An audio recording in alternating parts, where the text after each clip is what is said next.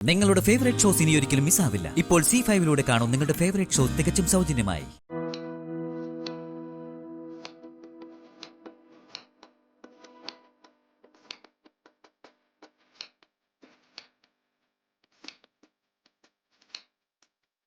ലച്ചു തനിച്ചാണ് അടുക്കളപ്പണിയൊക്കെ ചെയ്യുന്നേ? കാവേരിയപ്പച്ചുണ്ടായിരുന്നു.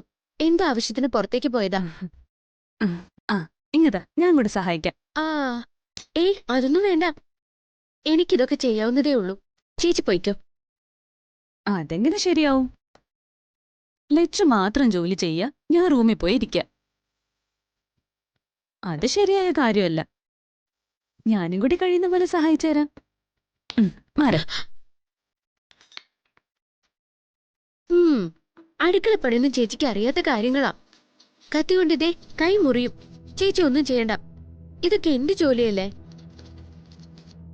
അതിന് ലച്ചു ഇവിടുത്തെ ജോലിക്കാരിയല്ലല്ലോ. ഞങ്ങളുടെ വീട്ടിലും ജോലിക്കാരൊന്നുമില്ല. ഞാനും ശ്രീജേടത്തിയും കൂടിയാ അടുക്കളക്കാര്യങ്ങളൊക്കെ ചെയ്യുന്നത്. അതുകൊണ്ട് ഇതൊക്കെ എനിക്ക് ശീലോ. ചേച്ചി ഇന്നേ വരെ അടുക്കളയിൽ കയറിയിട്ടില്ലെന്ന് എനിക്കറിയാം. നിനക്കതെങ്ങനെ അറിയാം? ചേച്ചി കത്തി പിടിച്ചിരിക്കുന്നത് കണ്ടാൽ അറിയില്ലേ? എനിക്കിത് അന്യ വീടല്ലല്ലോ. ഭർത്താവിന്റെ വീട്ടിൽ വെച്ച് വിളമ്പേണ്ടത് ഭാര്യയുടെ ഉത്തരവാദിത്വല്ലേ.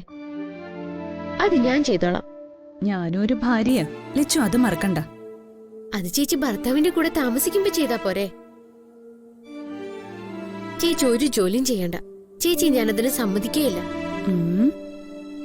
ചേച്ചിക്ക് അറിയാവുന്ന ഒരു കാര്യം എനിക്ക് പറഞ്ഞു തരുമോ? എന്താ ലച്ചുവിന് അറിയേണ്ടത്?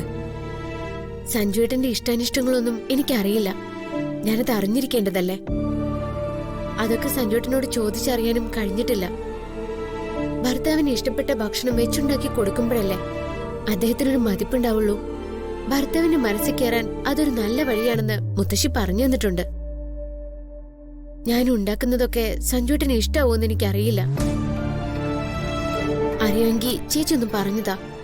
എന്തിനറിയ സഞ്ജുവേട്ടന് കൂടുതൽ ഇഷ്ടം? അതിന് സഞ്ജുവിന് ഭക്ഷണത്തിൽ അങ്ങനെ പ്രത്യേക നിർബന്ധമൊന്നുമില്ല. ടേബിളിൽ എന്ത് കൊണ്ടുവെക്കുന്നോ അത് കഴിക്കും. പരാതിയും പരിഭവവും ഒന്നും പറയില്ല. പായസം ഇഷ്ടാണോ? പായസം ഇഷ്ടമല്ലാത്ത ആരാ ഉള്ളത്? എന്നാലേ ഒരു പായസം കൂടി എനിക്ക് ഉണ്ടാക്കണം. നിന്റെ പായസത്തെ കുറിച്ച് ഇവിടെ ആർക്കാ അറിയാത്തത്? അതിനിവിടെ ഞാൻ വന്നിട്ട് പായസം വെച്ചില്ലല്ലോ. ഞാൻ നിന്റെ പായസം കുടിച്ചതായിട്ട് ഓർക്കുന്നു. അത് ചേച്ചി സ്വപ്നം കണ്ടതാവും.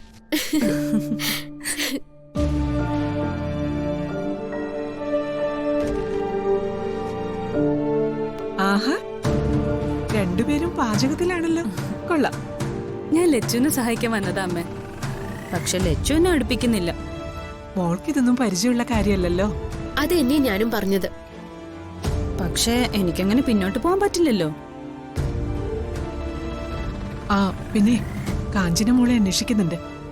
മോൾ അങ്ങോട്ട്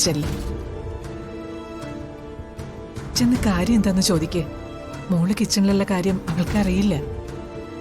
എന്നാ ഞാൻ പോയിട്ട് വരാം. ചെല്.